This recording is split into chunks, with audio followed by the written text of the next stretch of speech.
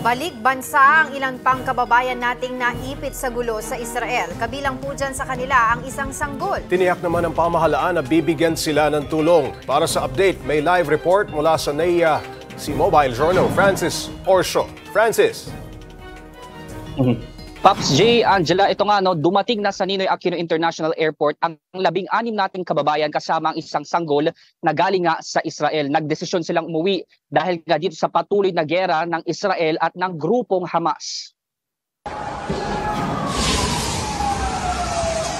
Sumiklab ang sunog sa Al-Ali Hospital sa Gaza City. Bago ito, nagkaroon muna ng pagsabog. Sa ospital pa namang ito nakakonfine ang daan-daang sugatang pasyente dahil sa bakbakan. Sunod-sunod na inilabas ng mga rescuer ang mga bangkay at sugatan. Ang problema, may natabunan pang debris. Sa tansya ng Palestinian Authority, hindi bababa sa 500 sibilyan ang namatay. Sinisisi nila ang airstrike ng Israel na nagkamali ng asinta. Tinanggi ito ng Israeli Defense Forces at itinuro naman ang Islamic Jihad.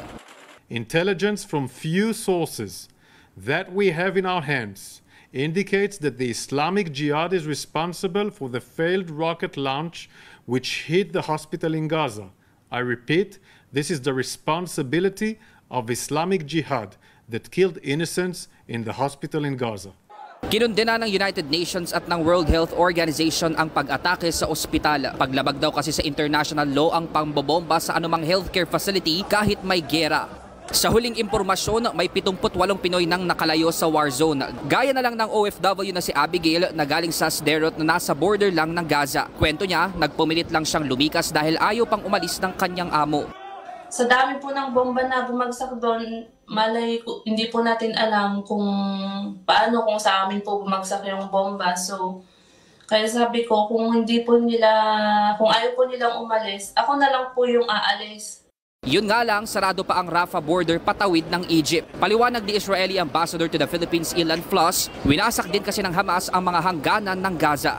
At this stage, obviously, there is some element of coordination within Israel or between Israel and the relevant countries over there. The most important country relevant to that is Egypt, obviously, because the passage, the humanitarian corridor should be to Rafah, which leads into Egypt. Pops J, Angela, kaninang 3:55 o bandang 3:55 PM kanina, dumating nga itong 15 caregivers na mga Pinoy at ang itong isang hotel staff doon sa Israel at may kasama nga silang isang sanggol. Karamihan sa kanila ay na-trauma sa sinapit sa Israel. Nanggaling ang ilan sa kanila sa mismong affected areas, habang may ilan din na natapos na ang kontrata sa kanilang trabaho sa Tel Aviv, kaya nakiusap na umuwi na rin sila.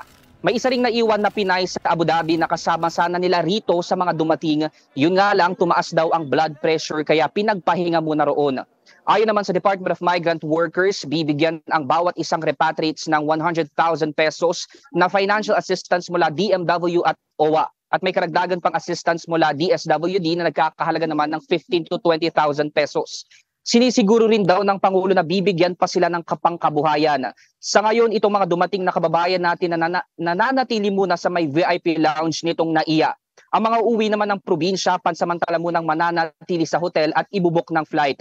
DMW naman ang nag-aasikaso sa kanila.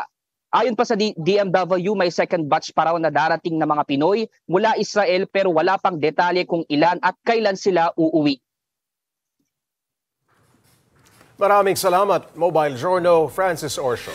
Gusto mo bang lagi kang updated sa mga balita? Aba, simple lang. Mag-subscribe ka na dito sa 1PH. I-click mo lang ang subscribe button at notification bell para hindi ka nahuhuli sa mga balitang dapat mong malaman.